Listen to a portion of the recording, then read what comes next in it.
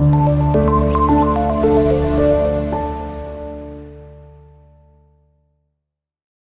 वालेकुम, मैं आपका chemistry teacher Mohammad Abdullah Zia.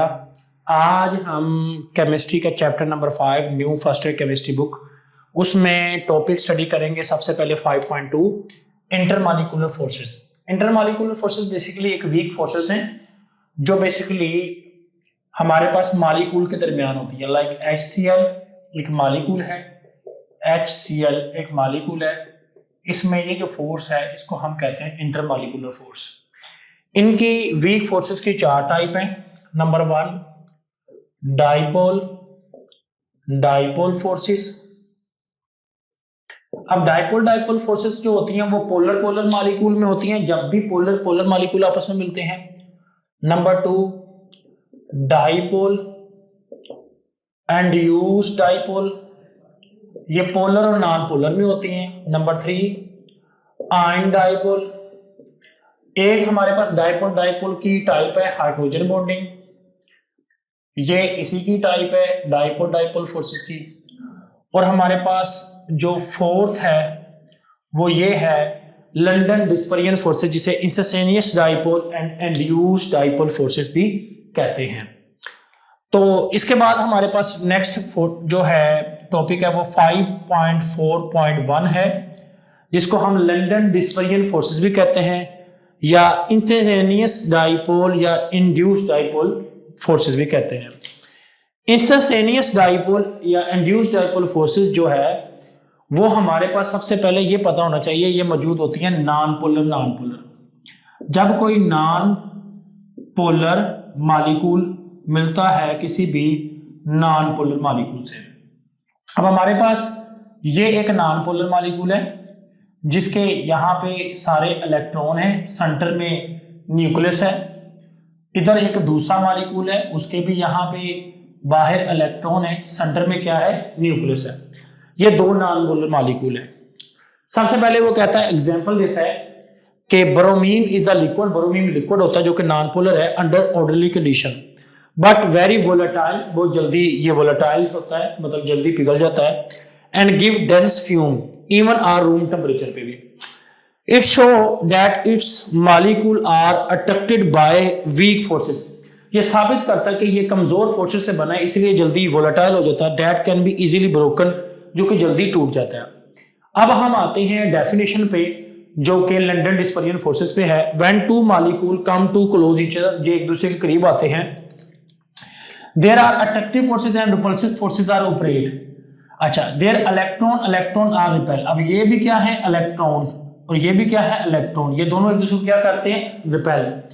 The molecule से stay away from each other as far as possible. ये मॉलिक्यूल एक दूसरे से दूर रहने की कोशिश करते हैं जितना मुमकिन हो, लेकिन जैसे ही एक मॉलिक्यूल दूसरे मॉलिक्यूल के इन्फ्लुएंस में आता है, उसकी जद में आता है, उसके शिकंजे में आ जाता है, तो होता यह है कि एक मॉलिक्यूल दूसरे मॉलिक्यूल के इलेक्ट्रॉन को डिस्टर्ब करता है। तो जिससे होता यह है, इस मॉलिक्यूल के नेगेटिव का इस मॉलिक्यूल के ऊपर पुश करने की वजह से सारे नेगेटिव उस साइड पे चले जाते हैं और इधर आ जाता है पॉजिटिव। अब ये मॉलिक्यूल को हम कहते हैं, मिसाल के तौर पे, कि इस मॉलिक्यूल ने इसको पुश किया है, तो इसको हम कहते हैं इंस्टेंटेनियस डाइपोल। और साथ ही ये जो पॉजिटिव है वो इसके सारे नेगेटिव को अपनी तरफ खींच लेता है, जिससे सारे नेगेटिव यहां इकट्ठे हो जाते हैं और पॉजिटिव। अब पॉजिटिव नेगेटिव, तो ये बन जाता है डाइपोल। तो अब डाइपोल कैसे बनता है, तो वो कहता है when 2 molecules of bromine, 2 bromine के मॉलिक्यूल, ठीक है, कम टू क्लोज, एक दूसरे के करीब आते हैं।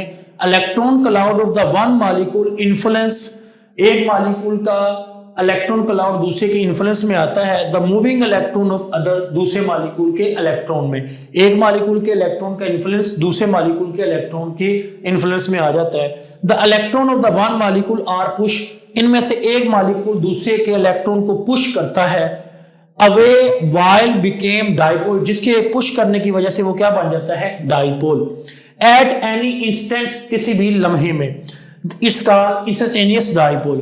The molecule then disturb the electron density of the molecule, electron density जो उसकी डिस्टर्ब होती है, नेक्स्ट टू बी इट किसी भी लम्हे मजीद उसके बाद यानी इसके बाद इसकी डिस्टर्ब हो जाती है, तो वो कहता है एंड इंड्यूस पोलैरिटी, वो बेसिकली अपनी पोलैरिटी इंड्यूस करता है, यानी इसने तो इसको नेगेटिव को उधर धकेल दिया और पॉजिटिव खुद ही इधर आ गया न्यूक्लियस। अब ये पॉजिटिव अपनी कशिश डालता है जिससे नेगेटिव को खींचता है और पोलैरिटी इंड्यूस होती है। और इसमें क्या कहता है, the temporary dipole is created, तो इसमें भी एक और डाइपोल आर्जी तौर पे बन जाता है और इसमें कहता है due to instantaneous dipole and induced dipole, तो इसको कहते हैं हम लंदन डिस्पर्जन फोर्सेस या इंस्टेंटेनियस डाइपोल या इंड्यूस्ड डाइपोल फोर्सेस। अब ये फोर्सेस ज्यादातर नॉन पोलर मॉलिक्यूल में होती हैं। अब मिसाल के तौर पे मेरे पास ये एक गिलास के अंदर नॉन पोलर लाइक पेट्रोल है, तो उसमें मॉलिक्यूल हर लम्हे अपनी एक दूसरे मॉलिक्यूल से फोर्सेस को ब्रेक करते हैं और दूसरे मॉलिक्यूल के साथ मिल जाते हैं, एक से ब्रेक करते हैं दूसरे से जुड़ जाते हैं, तो ये बहुत ही वीक फोर्सेस होती हैं। तमाम फोर्सेस में सबसे ज्यादा weak forces London dispersion forces ये वाली फोर्सेस होती हैं और ये नॉन पोलर मॉलिक्यूल्स में होती हैं। अच्छा, इन फोर्सेस का नॉन पोलर मॉलिक्यूल में ही मजबूत या वीक होने का इन्हिसार इनके फैक्टर्स पे है।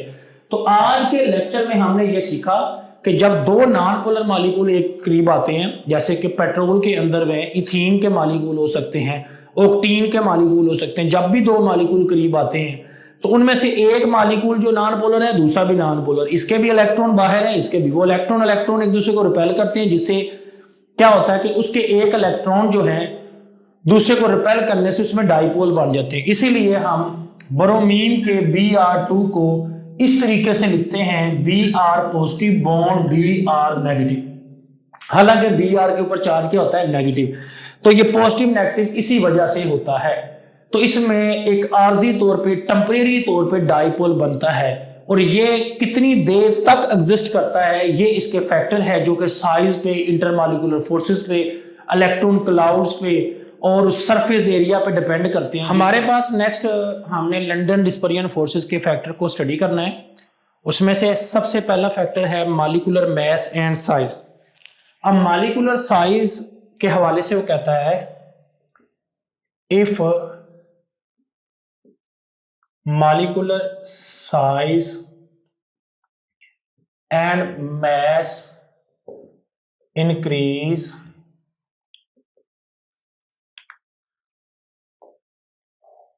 the instantaneous dipole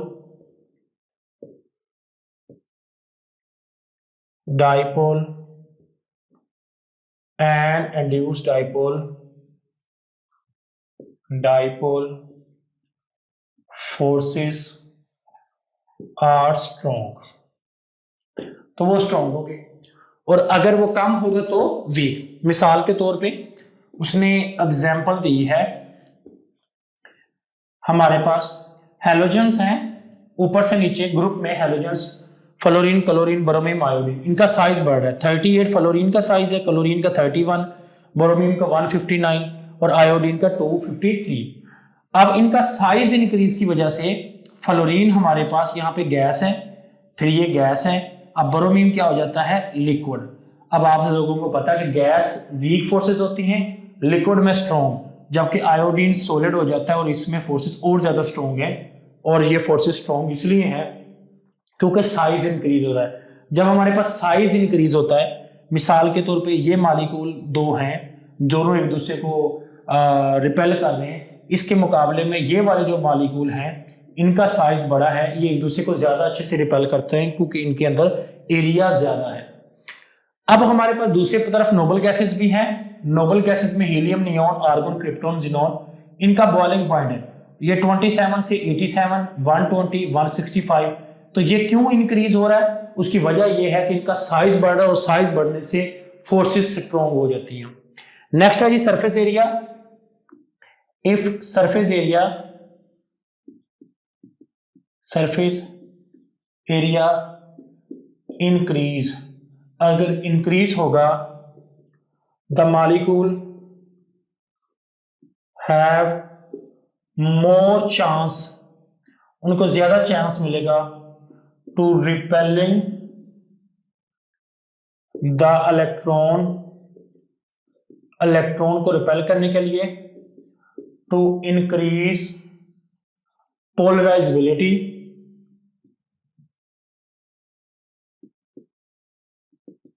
अब यहां पे एक सेंटेंस सीखना है, वो है पोलराइजेबिलिटी। पोलराइजेबिलिटी कहते हैं distortion of electron and became dipole. अब हमारा सारा आज का लेक्चर तो सिर्फ इस पे है कि बेसिकली नॉन पोलर मॉलिक्यूल में इलेक्ट्रॉन बाहर होते हैं और सेंटर में क्या होता है, न्यूक्लियस, और जब ये इलेक्ट्रॉन इलेक्ट्रॉन को रिपेल करते हैं तो इससे ये बन जाता है डाइपोल। तो ये जो डाइपोल इस वक्त बना है, इस मॉलिक्यूल से इस कंडीशन में आने के लिए इसको कहते हैं पोलराइजेबिलिटी। ये जितनी ज्यादा होगी उतनी ज्यादा लंदन डिस्पर्जन फोर्सेस स्ट्रॉन्ग होगी, यानी हमारे फैक्टर्स स्ट्रॉन्ग होंगे। तो जब मॉलिक्यूल ज्यादा होंगे, एटम ज्यादा होंगे, नंबर ऑफ एटम ज्यादा होंगे, मॉलिक्यूल ज्यादा होंगे, तो मॉलिक्यूल को ज्यादा चांस मिलेगा उसको रिपेल करने का। तो पोलराइजेबिलिटी की इंक्रीज होगी एंड बिकेम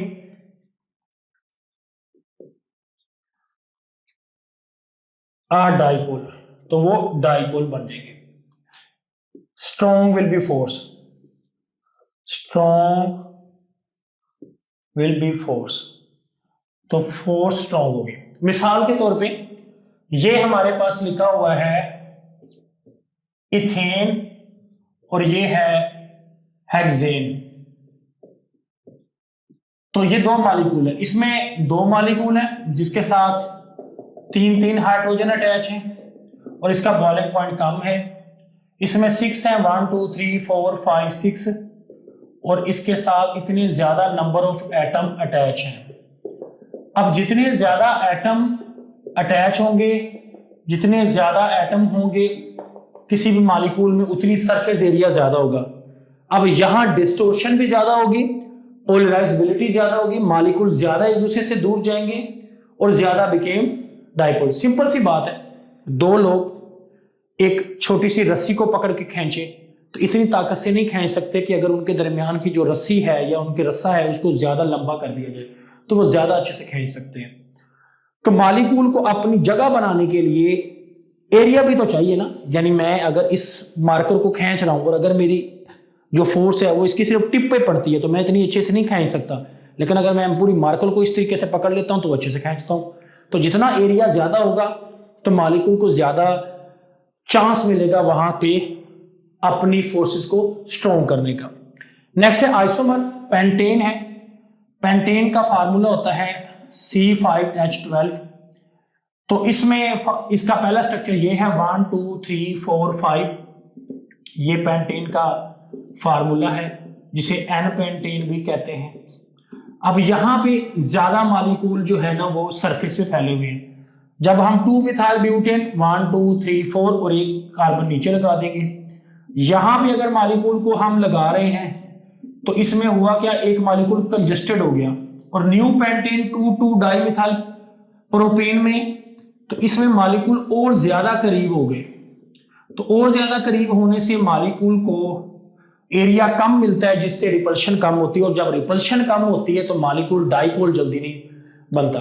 अब मॉलिक्यूल में जितने ज्यादा एटम्स होंगे, जितना ज्यादा एरिया होगा तो उतनी ज्यादा रिपल्शन आसान हो जाएगी, उतनी ज्यादा उनकी फोर्सेस स्ट्रॉन्ग हो जाएंगी। तो इस तरीके से हमारे पास एक क्वेश्चन तो ये बनता है कि आयोडीन सॉलिड क्यों है और फ्लोरीन गैस क्यों है, क्योंकि आयोडीन का साइज बड़ा ज्यादा है और वहां लंदन फोर्सेस ज्यादा स्ट्रॉन्ग हैं, और as compare to fluorine, fluorine जो है ना वो उसमें वीक फोर्सेस हैं और उसका साइज छोटा है। इसके मुकाबले में हम आते हैं, और ये गैस है। इसके अलावा हमारे पास सरफेस एरिया के साथ साथ आइसोमर है, the compound which have same molecular formula but different structure formula said to be isomer and phenomena is isomerism. तो यहाँ पे हमारे इसके फैक्टर कंप्लीट हो गए।